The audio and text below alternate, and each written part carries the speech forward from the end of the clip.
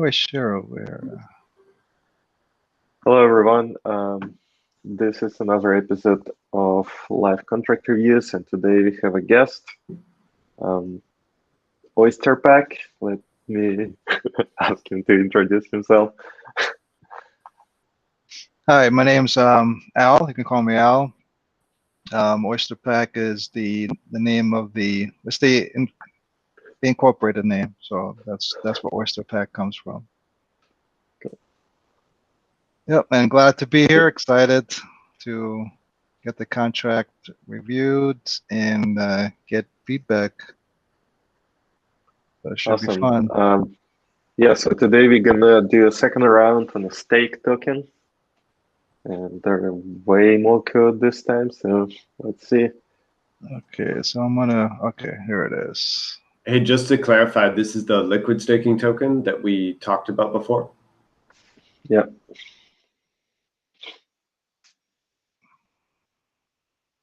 Actually, let me move this, my other screen. All right, so what do you see? We see, yeah, we see your browser You screen. you see the cargo docs, okay. Yep. All right, so I want to start with just a high level overview of the contract. Yeah. So what is this? What is the stake token? So very simply, right? We all know what staking means in near, right? You can delegate, anyone can delegate their near and have a stake. Um, but when you do that, then your near is locked up, and then when you want it back, when you want to unstake it, you have to wait. You have to wait at least 48 hours to get back your near. So what the stake token contract does, it allows you to stake your near, and in return you get a stake token, and then which then you can trade and treat it as a fungible token. So of course there's a whole side topic about the fungible tokens. I won't get that into. I won't bring that up here, but that's the concept. One of the other benefits that this contract provides is it does help to add liquidity. So like this one of the problems, like I mentioned, is right when you unstake the stake and pool contract, well, you have to wait 48 days. So the way we'll go over.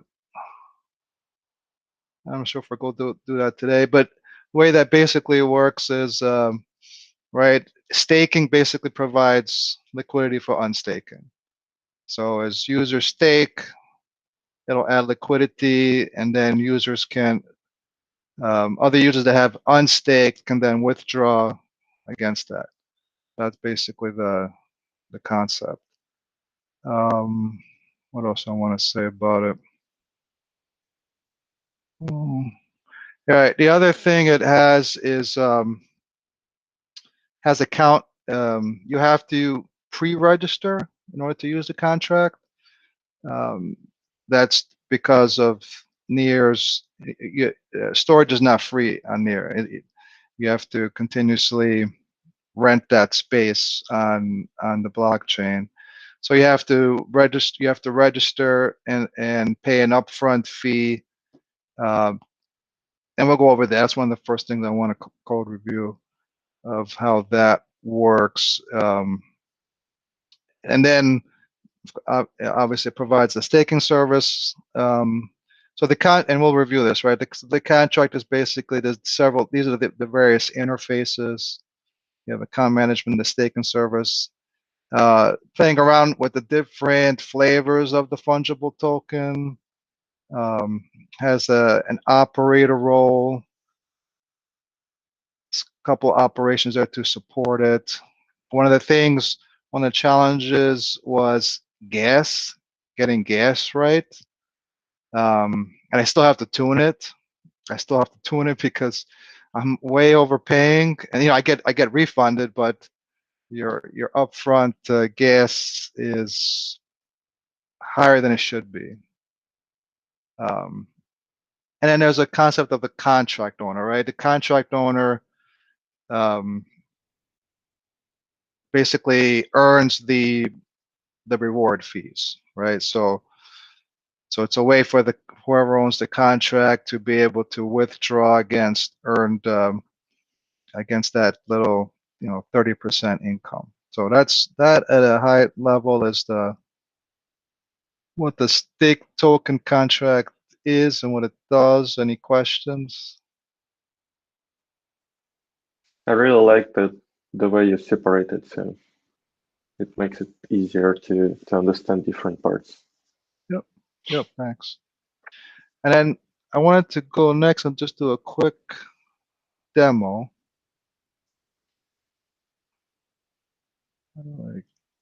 Cool. Okay.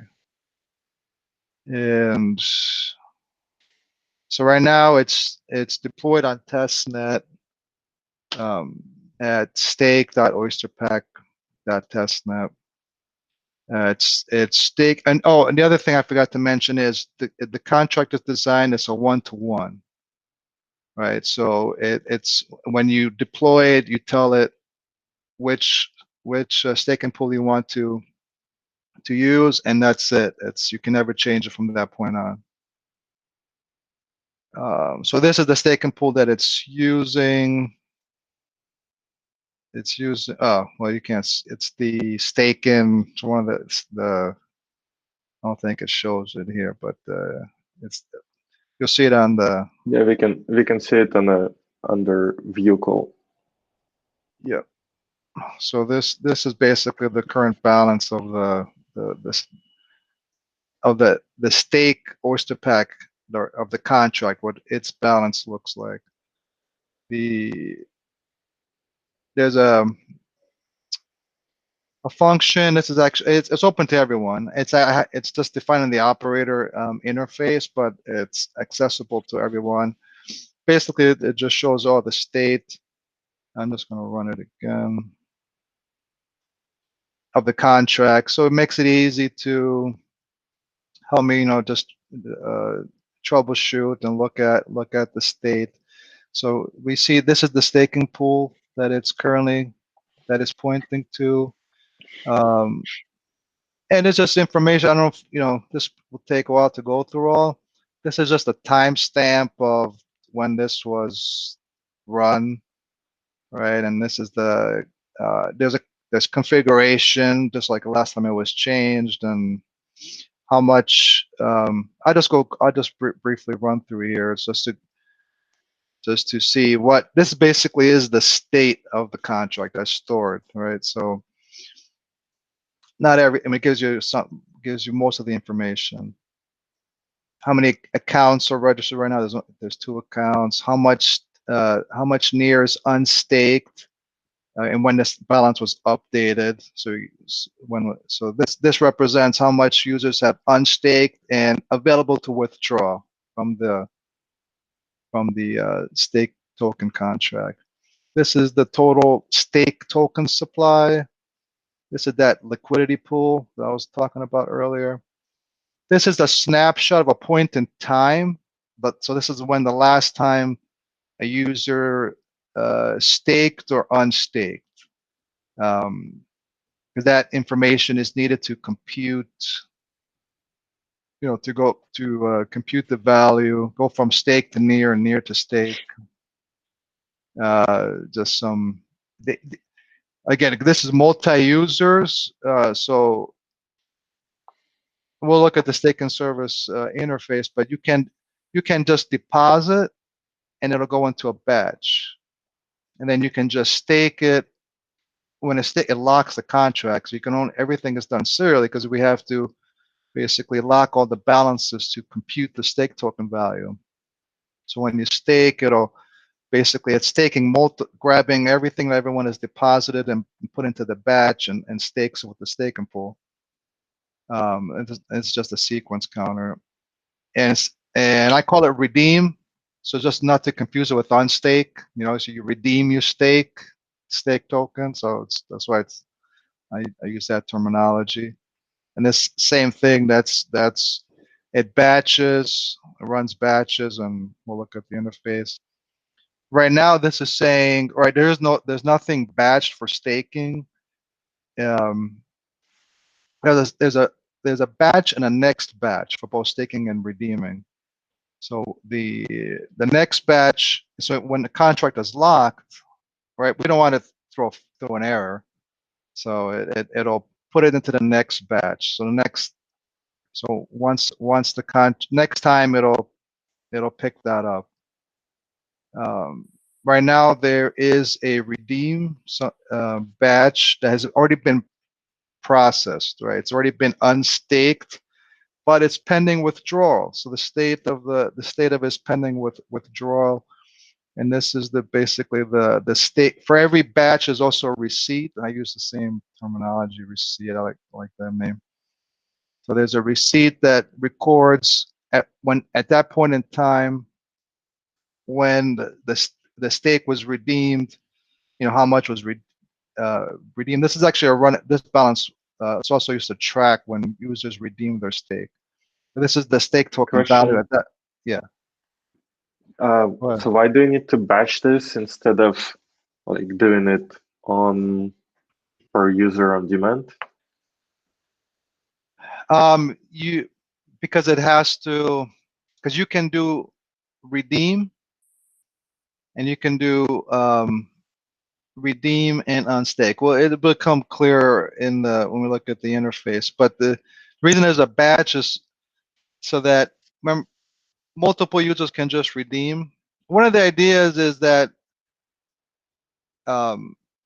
it's much cheaper to just redeem, right? You just put it into the batch. It's not doing anything. So that there could be maybe just really you only need to actually physically execute that unstaking a few times, really, and that's a question I had. I'm not sure how the rewards exactly are counted. Does it matter when within the epoch? I mean, if I deposit at the end of the epoch, do I get the full reward for the whole epoch? So, but it just allows that flexibility. So users can redeem very cheaply. And if there was a process that just, like say, a scheduled job that just unstaked, so it would just submit, instead of submitting that unstaking for a bunch of small little amounts, it would gather it and submit that one unstake request to the staking pool. And of course, because it is locked, right? We cannot unstake while we're pending withdrawal, right? So that has to go into a batch, all right, until there's enough liquidity to liquidate that unstaking, or you have to wait until the actual period, that lock period is over. So that's the. I'm not sure if I lost you there, but I mean, Kind yeah, of yeah. it makes it it looks like it makes it better if there's no demand. Like let's say there's already on stake tokens, so you can just take them like instantly. But at the same time, it may be problematic if someone else on stake tokens or redeemed tokens and they want to take Yeah, the liquidity out, but without yeah, waiting for 4 epochs. So yeah, I don't that's the know if it's problem. solved within a contract. Yeah, Yeah, that's the problem, because if I don't lock it, and that unstaking, those tokens might be locked forever, right? right. Because yeah, and because basically the lock period gets reset every single time. So yeah, yeah. Cool. Okay, let's continue. Okay, and oof, I probably took too long here. But how we're doing on time? Yeah. All right, so this is like what an account looks up. What an account looks like. So this account here, Um, this is how much stake the user has. This is how much they haven't. This is how much, and it's this. It's constant. That this is their fee that they paid when they registered. I probably don't need to record the time, but I that does indicate when the account was actually created, though. So, I mean, it has some provides some value. Um, and there's information about this person. So right now, there's nothing active, right? This person has staked. This is an example of a person who has redeemed, but as we talked about, it's pending withdrawal. So there's a receipt for this batch, which means it has been processed, but it's not available yet.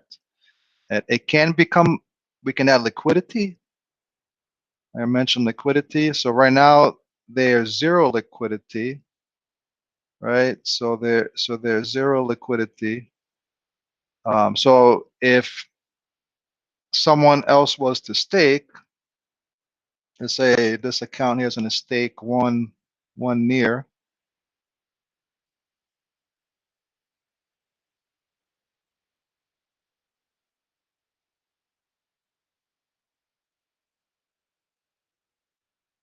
Ah, oh, okay. So it timed out, but I retried. All right. So what we see here is it logged this. So I logged the stake batch, how much was in the batch. And right here, I did a direct deposit and stake just to, so you have the ability to deposit and stake.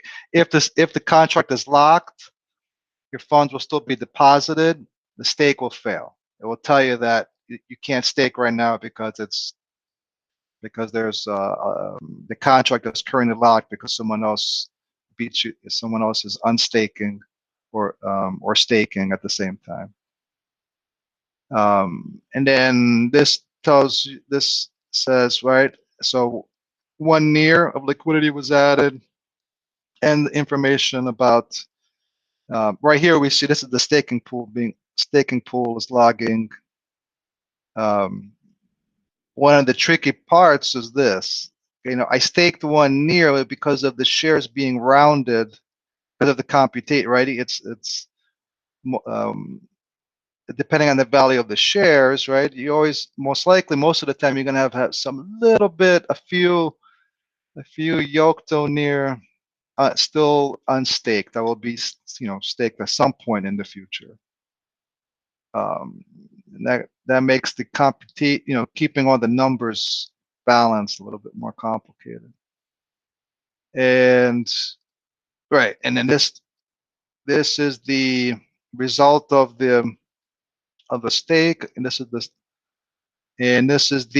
that one near at this point in time is worth this much in stake. So this much stake was mint. Think of it as it was minted because this near was staked based on the current point, the value at this point in time.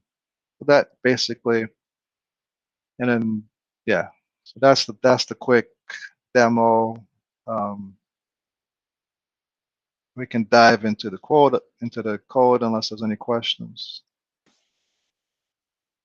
Cool. Yeah, it makes sense. All right. So the first thing I wanted to go over was so most of this that contract state is basically it's showing the information here, but just to quickly run, this is all the state that's stored, the owner ID, the operator ID, config. This is where I store it. It's configurable. It's really it's the gas. Most of it's there is I don't know if the price per byte of storage will change in the future, so that's also configurable. But I just added there just to make it future proof. When was when was the config? This just tracks when the config was changed. How much? This is how much the account storage costs. This gets computed, and then we'll review it down below when the contract is first initialized. This is to store the contract, store the accounts.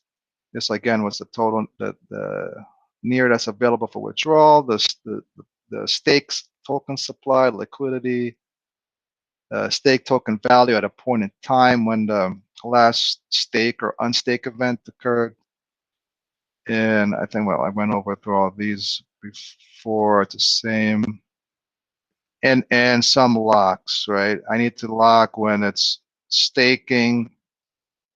Unstaking, redeeming is a little bit special because I want to. It's not. I don't want to just simply lock while redeeming because there's a special. There's unstaking is a little bit different than with pending withdrawal. So I need to track that, right? It's basically just two. There's two types of locks. Because while you're unstaking, you can't do anything, but while you're pending withdrawal, you can still stake. You can't unstake, but you can still stake.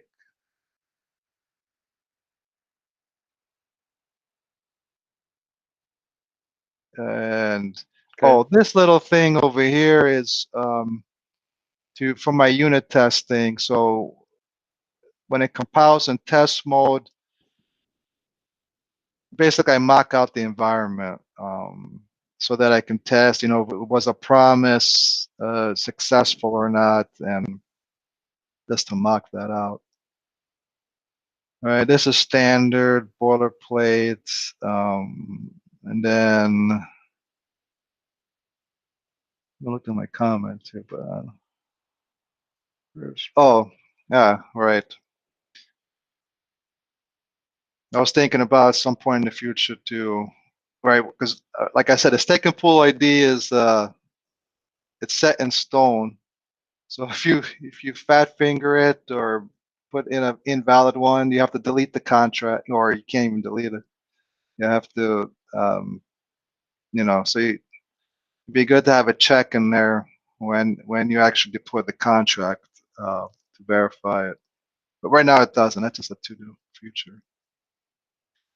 Right, and so here it takes the contract setting. This is the config. Maybe I should just call it config. The owner ID is optional. It defaults to the operator ID. So the operator can be the owner. So if it's not set, it'll default. And again, this here is basically, right, you pass it, the contract settings, take the stake and pool ID, an optional config. There's defaults. You don't have to specify it. There's defaults, and the operator ID is always required. So if you don't specify the owner, it defaults to the operator ID. And what the config looks like is just basically, right, storage and gas config for the various calls, right? So just how much gas. The only thing that's interesting over here, right? So I mean, this is just initializing, all the defaults, and then this is the only thing that's interesting. Maybe this is a little interesting. Is so here, so when the contract is deployed, I compute the storage, the at a worst case scenario, right? Because for example, like you saw on the, well, you didn't see on the accounts.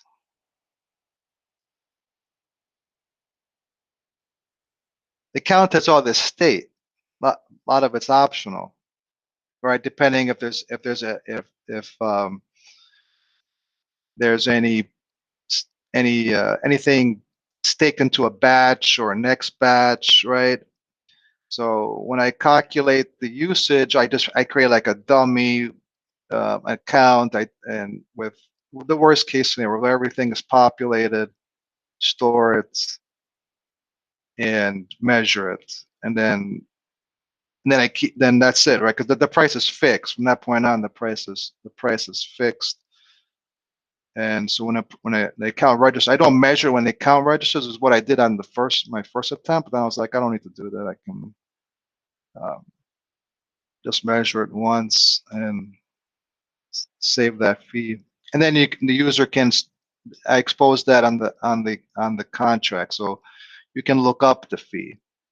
So you'll know in advance how much it costs, how much you need to attach when you register the account.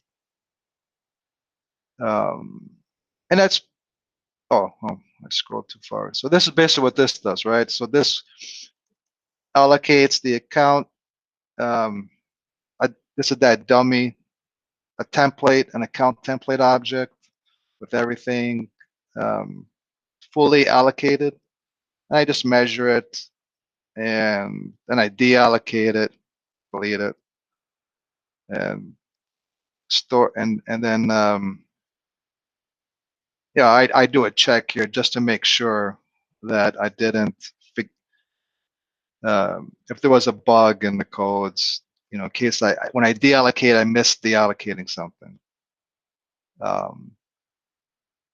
Yeah, so this is just you can make sure I didn't miss anything on my cleanup. Any questions on this before I move on? What were the so you said like if you're in the middle of withdrawing, you can still stake. And now I'm having a hard time remembering what the kind of blocking condition is. So if user A, if Alice is withdrawing, Bob can't withdraw until Alice has finished. Yeah, there's two different. So yeah, so there's two different. There's withdrawing your unstaked near and unstaking your stake. So I think what you mean by withdrawing, you mean by unstaking, right? Yeah, right. Yeah. So once a batch has been unstaked, let's say if I go in and unstake one Yocto near, I've just locked the contract, right? And so for 2 days, which is why there's liquidity, right? So if I go in and I want to be a troublemaker and just try to lock the contract with one Yocto near for 2 days, the next person that stakes, all I have to do is stake one Yocto near, and I've just added the liquidity and I've unlocked the contract. Right. So as soon as there's enough liquidity to cover the withdrawal, then the contract becomes unlocked. While the contract is in the state, so there's that redeem lock right up here, right? That we looked at. So this redeem lock, right? So the contract can be in 3 states, 4 states, right? It can be there's no lock at all. It could be locked because you're staking. It could be unstaking, or it could be there's a pending withdrawal. So while you're staking or unstaking, you can't do anything, right? Because we have to make sure that we have to get the balances, make sure that the balances aren't they're static, all right? They're static, so we can compute the stake token value. But when you're pending withdrawal, you can't unstake anymore, right? Because the contract is locked. Because we don't want to push out that 2 days, but you can still stake, right? You can still stake while there's a pending withdrawal, waiting for those unstaked funds to clear, and it can be cleared sooner, right? Because of the liquidity. Does that answer your question? Yeah, that's perfect. Yeah, and I think Evgeny had a Eugene or Evgeny? You can use Eugene. Yeah. I have a question regarding how you actually return a bunch of states. So like, I really like this type of debugging that you did, like a view call to return a full state. So I wonder how you actually do this. Yeah. So on the operator, on the operator interface, I just simply have contract state. So it's just if we look, so this is the the interface, but the implementation is just simple. It just grabs the this copies. So this is, think of this as the view model. So this contract state, it just copies the state and just returns it. That's all it does. Okay, cool. I also had a question about so you had that section that you pointed out where it was like env, and you're talking about how you use the test for testing. You had the Oh, env dealio. yeah. Is This, that, like this here? I think so, yeah. Yeah, and up here as well. I mean, these two are related.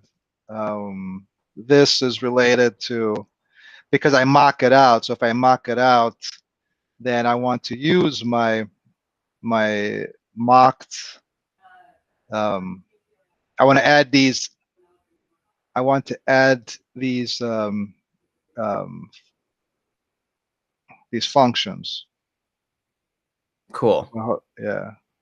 So it looks like you're using unit tests for this, like Yeah. Yeah. nice. And I mean, there's a lot of unit tests. Yeah. Nice. Yeah. I guess my comment / question was, have you heard of like simulation tests at all Yes. with Near? Okay, Oh, cool. yeah. Yep. And I haven't used them. I've been planning to. But I found that this worked pretty well for most of to get me, 90, to unit test it, right? Because really what blocks me from unit testing the callbacks is those promises, right? Because I check the promises and I check and right now that's not available on the mocked, the VM context. So it's not available there. I can't inject it in. So I basically um, mock it myself. I like that. That's clever. Yeah. Yep. And that. With yeah, so with the simulation testing, what you will get is actual gas testing, and I think we had a very nasty bug in a lockup contract. Yeah, I heard. In the I was past. watching some other video that there is a new version coming out. That's why I didn't jump into it yet. I forget where I heard that, but Yeah, you're there's right. there's a new version. So I was like, I'll wait till that new latest and greatest version to come out. But yeah, no, I definitely that definitely looked useful. The other approach I use for integration testing I have down here, just a little bit, is there's a contract test. This is also a Rust project, another contract. So I use a contract to test a contract. So this contract gets deployed on testnet, and then I can basically call my contract. So I do that type of integration testing. Versus, I mean, you could create a JavaScript client, but this is simple enough. I just did but this needs a lot more testing. I mean, one of my to-dos is I need to do much more robust integration testing. But anyway. So let's take a look at the way you actually interact with the staking pool, like the way you handle promises and stuff like this. Yep, that's exactly where I was going. So we're on the same wavelength. So let's see this. What we're doing on time? Okay. Close that. All right. So just quickly, just to review just take a quick look at the interface.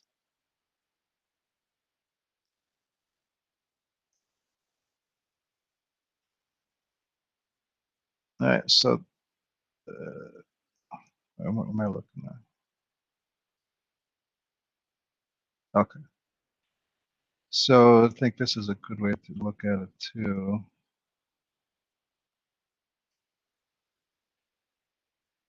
I also define the events. So the events that you saw, they're all typed and part of the interface as well.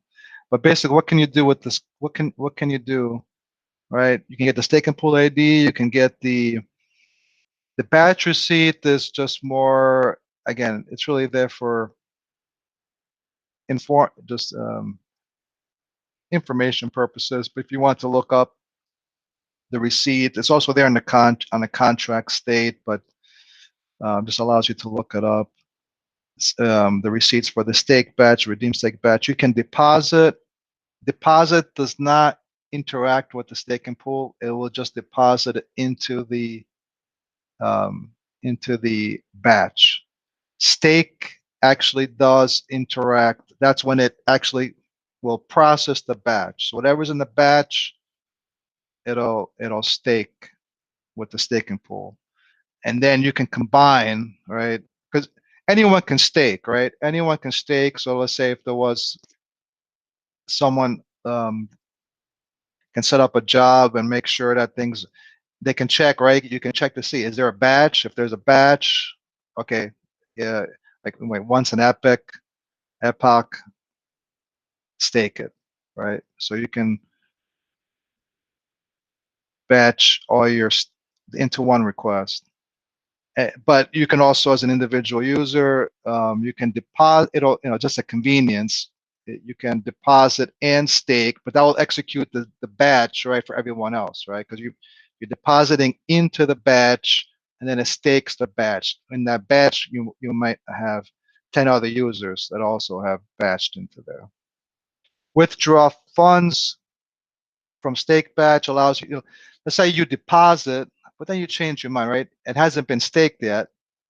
You change your mind, or so you want to just basically withdraw from the stake what you've put into the stake batch, to adjust it, or withdraw all funds. Redeem, same thing. Redeem does not interact with the stake and pool. It just puts that redeem request into the batch, and it takes out from your available balance, right? Those tokens no longer are tradable, so it'll basically effectively think of it as moving it into the batch. You can then redeem all your stake. You can't do partial here. You can. I think I just never got around to do it. This was like my first. You can just cancel, right? So let's say I redeem 10 near. I can cancel it, but if I redeem like multiple times, I have to cancel the whole everything that I've redeemed up to that point. So if I redeem 10 and 10 more, that's 20. I can't just say, this unredeemed 10. I have to cancel, and then you just redeem again if to adjust. I might just add some more convenience functions there.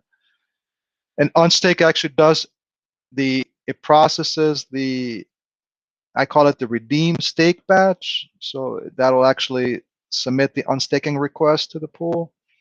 And just like similarly, you can do a deposit and stake. You can do a redeem and unstake as a convenience. You can do redeem all and unstake. Pending withdrawal, just informational. It's available also on the contract rate, but that's a specific function, right? You can just quickly check to see, is there a pending withdrawal? Claim receipts, the way that works, right? Because your funds are put into a batch. See, on the contract level, right? We track the batches at the contract level. That's where everyone puts their funds into the batch. So this is the batch that the contract works on when it processes it. But each account needs to track how much they put into the batch. So they have on their own in their account, they need to know how much did they put into a batch or redeem batch, so that they can then later claim those funds, right? So once the stake is once that batch is processed and it's staked, the next time the user comes in, you can claim it explicitly, or the next time you do a deposit or a redeem, or withdrawal, it'll claim it for you behind the scenes. But you can also do it explicitly.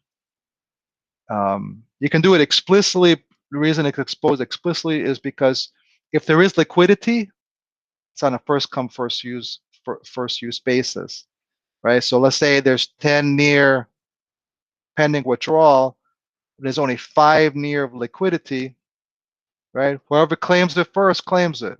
So the only way to claim it is that you can claim it explicitly, or you have to, do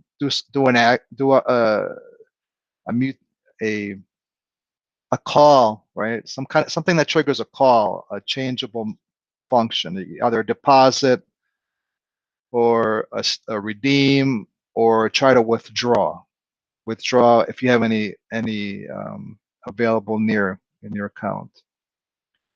All right, and that is what I wanted to go over. Right, is the staking workflow. I think that's all we have time for today. But basically, this is the workflow. I said it real quick. Just so that it's easier to see the picture. Right, you stake.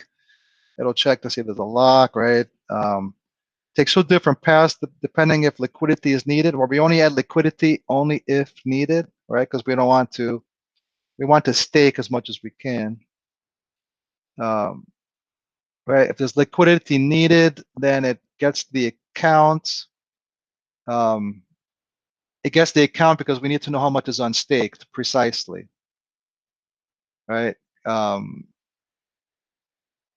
and then this is the callback. Right, so this is actually the contract. This is the stake and pool contract. Right, then it calls back into unrun stake batch. It'll add the liquidity depending on how much is currently unstaked. And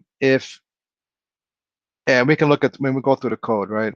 But since we're running short on time here, right? But it'll either do a deposit and then a stake, it'll do a deposit and a stake, but it might not need to do a deposit, right? Because you might just need to stake, because if you've staked less, if the batch has less than what's unstaked, then you need to deposit. You can just restake.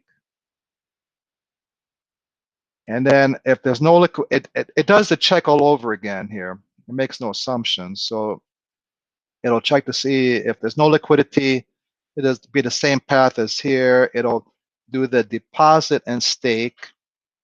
Right, after we've staked with the stake and pool, then it needs to get the account again, so that they can get the balances, right? Because when you stake, it could potentially it might, depending if the epoch rolled over, you might have rewards. So we want to get the most recent balances,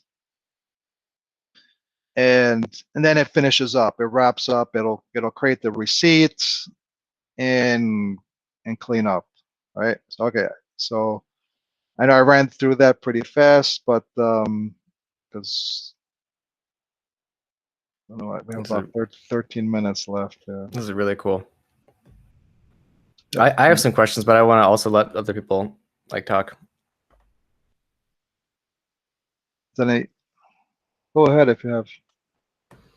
Well, so it seems like the only profit taken from this is the 30% gas rewards, right? And you're not taking a commission or anything. No, that's really no commission. No. That's really cool. I don't think that we've seen a project on mainnet that is just purely solely doing that, and I'm so interested to see that. I think that's really exciting. First off, another thing that I have been thinking about is trying to imagine the ideal perfect world scenario. So you had a view call where a user can basically say, "Hey, is this a good time for me to do this action?" And one thing that I have been super excited about, and I'm talking about with a buddy over here. It's also a topic that's been discussed on the governance forum. I don't know if you've heard of or seen our gov.near.org. Yep. I've Nice. seen it. Is just the idea of like a sort of cron type system. If you're familiar with like cron that does stuff Yeah. like every few moments or whatever, like I would love to see like a perfect world in 7 months from now or something, where someone could just, the users could just add their name to a list, and it could, like, some cron could basically be firing off saying like, this person was first, then this person, then this person. Does that make sense? Yep. Yeah. If there was a scheduled, like a built-in scheduling service, that'd be very nice. Like for example here, right? Otherwise, you're dependent on, you have to create the cron job yourself, right? Then off the blockchain. Which is that's why there's that stake, and those operations are separate, right? You can just simply stake the batch or unstake it. And the idea there is, like you said, is you could schedule a cron job outside running off chain that can pull and see, do I need to stake? Do I need to unstake? And only run Totally. when you need it to. Well, I'll definitely reach out to you if there's progress on sort of a cron side of things, because I think this would fit really well with your project. And I guess the last thing from my side is, like, this looks very like well organized. Like your Rust looks like you're quite familiar. I'm curious, like, kind of stepping back for a sec, like, how easy was it to use near SDK-RS, and do you have like feedback kind of on the developer Very, experience side? very easy. Yeah, I mean, I think the SDK is straightforward. I did create some to make it more type safe, right? The SDK likes to use aliases to make the code more readable, but it doesn't protect you. The compiler won't protect you. Yeah, so I think we'll get there. So this is also very good thing that you're doing. We want to wrap pretty much everything into strict types, so you like cannot assign yeah, a timestamp to a gas. Yeah, that's kind of like what I did here, right? So all these are like the block height, block type gas, Yoctoneer. These are basically just wrappers around, so that I don't accidentally, pass in. It's too easy to pass in. So I want to actually ask you about the stake method. It seems like interesting the way you do dependencies. And no, that one that you just clicked. Yep, So this one is interesting in terms of how you actually prevent a contract from being locked, which we don't do on lockup contract. Like, our lockup contracts is heavily dependent on gas computation. But here you essentially just doing multiple callbacks that always scheduled, or all of them are rolled back, which is very interesting way of using promises. So essentially you're using kind of finally version from like try catch. Yeah, I always save the state. Think of it as in the final callback. Well, I should say this is basically the finally where it unlocks, or this locks. These here always run at the end no matter what, and we'll make sure that the contract is unlocked.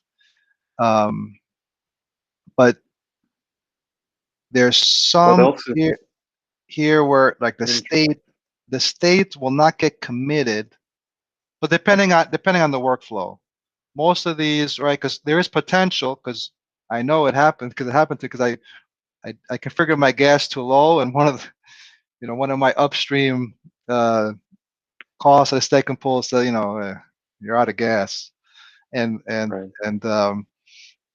and it, there was I had a bug where I was persisting state, and then it was already persisted, right? And then a downstream promise fails, and then I have to go back and I have to handle that, and so it was just easier to not persist it up front, right? You Yeah. just So can you explain Yep. how you actually do this? Yeah. I So also see the way you schedule a get account from staking pool,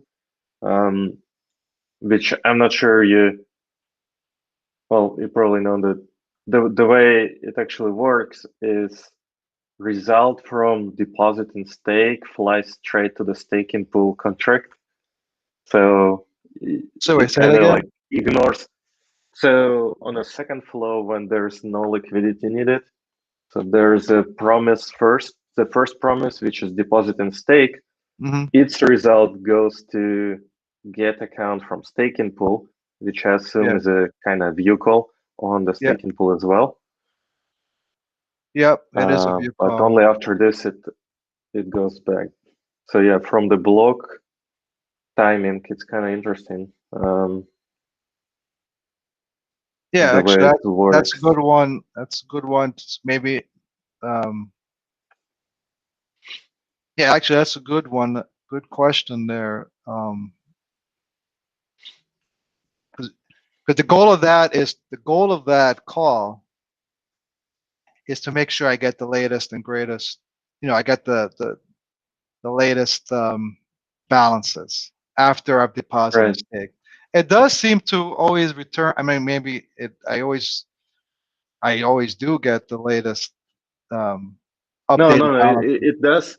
It does correctly run in terms of like the second promise that returns account is actually waiting for the first promise to complete, Yeah, yeah, which is exactly what you need, I assume. yeah, It's yeah. kind of Well, wasteful on gas right now, but there's no way to avoid it. And yeah, once we bring down the fees, you will save around like 10 teragas on just like this dependency. Like it will be yeah. much cheaper after this. Right now, I have to So, send in to make sure I can cover everything. 225 gas, teragas. mhm, okay, Um, cool. but the What? actual how much gas it actually uses is only 105, right? All right, Because I have to send in buffers. I have to make sure that right. there's enough in there to cover the worst case scenarios. So you said you do not commit to the persistent state. Um, so how do you Yeah, do this? yeah. So like for example, the liquidity. So let's go down this path over here. So if how much time we have? Okay. Hmm. I don't forget through all of this. Do we have a hard stop or you guys can? No, we can go over. Okay. Well then we'll go through here. So what this does is liquidity needed? It checks to see if there's a pending withdrawal, and then it checks to see if what's remaining on the receipt that hasn't been claimed yet. Is it, do we need liquidity, right? Is it more than what we have in the liquidity pool? Right. So that's simple enough. And then, all right, so this is the workflow. It gets the account, then it invokes the unrun stake batch. So let's look at that. This is all this does is unlock it, but let's look at this. All right, it does like the standard checks. Right here's the stake and pool account that's returned from the stake and pool. Make sure that it's called as a callback. Does some it gets the batch. It should be there. If it's not, then there's a bug. Make sure that the promise has succeeded. It always does unless I don't give it enough gas. I mean, that never. And then I check here again to make sure that liquidity is needed. Again, I don't make any assumptions. Double check it here. Is liquidity needed? If and then this is where this is why I need the staking account, pool account. Because I need to check that. So this is where I can comment on a promise result succeeded. The way callback macro decorator works is it assumes, or it asserts that the promise succeeded. Oh, it does. So that's the challenge right now, because if you're using like a high level interface with this callback decorator, it always requires you to succeed. And if it doesn't succeed, it will panic. And this makes it challenging to use in some use cases where you can expect the dependency to fail, actually. Well, like not dependency, but so we plan to introduce something like a callback result macro that takes a result, which will be either okay, which means the value is returned, or error. Well, we don't have an error, but it will be just saying promise failed, error. So this will actually always return true. Yes, at least for this case. Right. Whenever using this mechanism, this high level, yeah. Okay. Yeah. Please continue. Yep. Okay, and then right, if there is, so this is double again, makes no assumptions. It makes sure that if there is unstaked balance and liquidity is needed, then it will add liquidity and then deposit and stake. I know it's kind of verbose, but that's what it does. All right, then it will check, it will see how much liquidity is needed, right? So it will, if the unstaked balance is greater than the batch, then what's being batched in the stake, then it'll take the whole batch, right? The whole batch will be added to liquidity. Otherwise, it'll take the everything that's unstaked, right? And if the now here this is where I want to know, do I need to deposit and then stake, right? Because I had some leftover. I took everything from everything that's unstaked. I want to restake, but then I also need to before I do that, I need to deposit the remainder that's remaining in the batch. That's what this is doing. So this is the deposit amount, right? If the deposit amount is greater than 0, then I need to deposit, then stake what's in the batch amounts, then get the account again to compute the stake token value, and then call into here. Now this is where, see, the liquidity was never persisted. So if any, let's say, which I've run into, because I have to, when I was tuning my gas till I got it right, until I gave it enough gas so it doesn't fail. I basically pass along the liquidity, and this is the callback over here, right? So this is coming from the stake and pool account, but this is the liquidity, if there was liquidity added, right? It just gets passed along. It doesn't get, it'll get persisted in here, down here, it'll get persisted. So same thing over here. This will, again, this looks like this won't be needed, but it does that check. Does the same, this is the same kind of check as before. Then it sees if there was liquidity. right? And again, I don't make assumptions. I check to see, make sure that there actually is greater than 0. Um,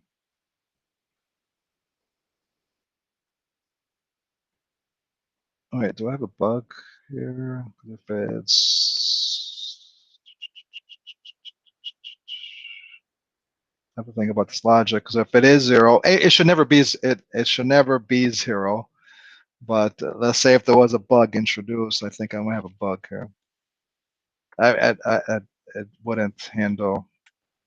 But anyway, I should probably put an assert here, just to. It should never be 0 if it's not none. Anyway, so here is where it actually adds the liquidity, logs it. Or we saw when I did the little demo, this is where it logs it. And then it'll get the, now that I've added liquidity, I can check, did that liquidity cover the pending withdrawal? If it did, right, then I can unlock it. I can release that lock. This is where it checks to see if the liquidity is greater than, right, it'll take from the receipt how much near it needs to withdraw, and if the liquidity covers it, then it's done, right? I can release the lock. I can take the I log it saying the pending withdrawal is cleared, and move the funds from the liquidity pool into the near balance. This is the near that balance that now has been unstaked and available to withdraw. Unlock it and pop it. What that means, remember that we have the next batch. So if someone redeemed while there was a pending withdrawal, it would go into the next batch. So this will be, all this does is it would just move. If there's anything in the next batch, it just puts it into the current batch. It becomes now the active batch, just if there is anything. Otherwise, it still remains as none. So that's all that does. All right, and then it will. So we have stake. So now we have to mint and update. We have to mint stake token and update the stake token value. Right, and right, we get the balance. This one here is a little, okay, this is interesting here. So to get the near balance, it's not that straightforward, because when you stake, right, it doesn't put, there's usually a little, because of the round, when it computes the shares, there's a few yolk to near they're left behind, right? So you have to take that into consideration. Otherwise, your numbers are slightly off. So I have to, so what I do basically is, well, if the stake balance is 0, it's 0, right? If there's nothing staked, that's, but this should never happen, but that check is there. Then I get the unstaked balance, and if there is a pending withdrawal, then I have to, I take the staked balance, I add the unstaked balance, but then I have to subtract out the what's been unstaked, or what's in the receipt, right? For the redeem batch that's been processed. So I have to subtract that out, plus, and I have to add back in the liquidity, right? Because the liquidity really belongs to the users, right? Because that amount was actually staked, but used for liquidity. It was really taken out of the redeemed unstaked near. Otherwise, if there is no pending withdrawal, then really the staked balance, really the staked balance is really not what just been merely staked, but everything that's been put into the staking pool, right? That's the staked balance. So it's a staked balance. It's a total balance, right? It's the stake plus the unstaked. So that's little math there. Cool. I now understand it better. Yeah, thank you for going through this. I think we can stop today Okay. on this, and Yeah. that would Yep.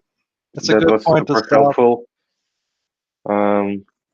Now I think we understand how complex our composability is, especially around staking, just because of all this like 2-day unlocking, and then yeah, this pattern about the final promise call is kind of interesting in terms of like it actually allows you to maintain the contract more like fail safe around the gas. Yeah. The Also, what's callback. interesting is how you use promises and like that you use nested promises. So like you first schedule this like one like a few with Dan, and then within one of them you do more like nested Yeah. Right. nested chain, Well, which is that's the power of near there. right. And then it's actually gonna be cheaper once you upgrade fees. Right now, like every batching like this costs around like 10 teragas. That's where your probably extra gas comes out and like makes it more complicated to compute. But it will go down a lot and like will be much cheaper to do this type of operation, and hopefully like we will start using it more Yeah. frequently. One of the reasons too is when on the staking pool, there's logic in there. It does some conditional. It'll trigger some other calls to restake but conditionally, Right. and then it adds that Yeah. gas only if it needed to. So Yeah. so I have to add that extra gas in there in case I need it. So Yeah. that's Right. the other reason. So most of the time that gas will never get used because most of the time, if I'm making calls within the same epoch, it doesn't need to restake. It's already, only restake if it needs to. But that costs because I do that because that logic for restake is in there in all the calls, for I deposit. wish we had either in simulation test or in like some kind of debug mode or compilational mode. So whenever you do a promise, we would log some kind of debugging for every call. I mean, it will come from Explorer soon. Once we update the UI, it's already in the data, but something like that to visualize how promises on which contract executes and scheduled and how much gas each of them. So the diagram that you draw, except only for promises, we probably can do something eventually like this. That would be good. And I like how you use options in a lot of places. It seems interesting, especially around like the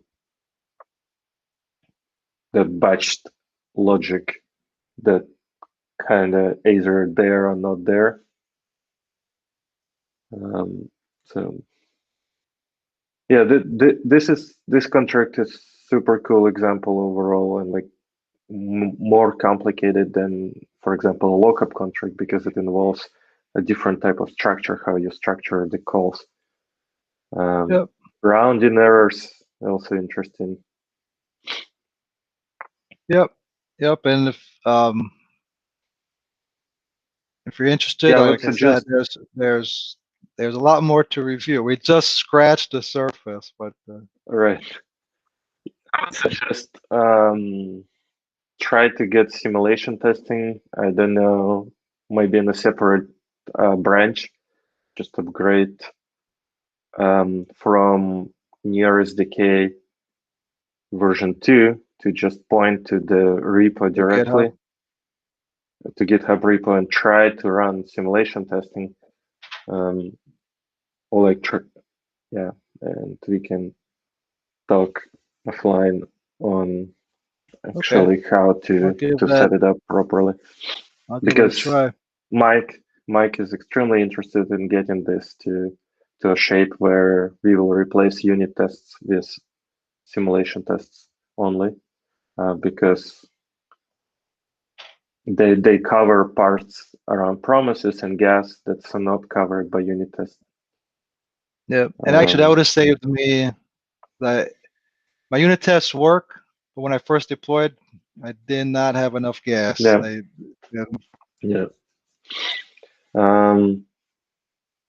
Also, for your information, we don't really have events on the like contract level, so we plan to reuse logs. Yeah, I saw that. That are currently only debugging for events, but we'll see how we will actually get to there, like whether it's going to be binary or not binary.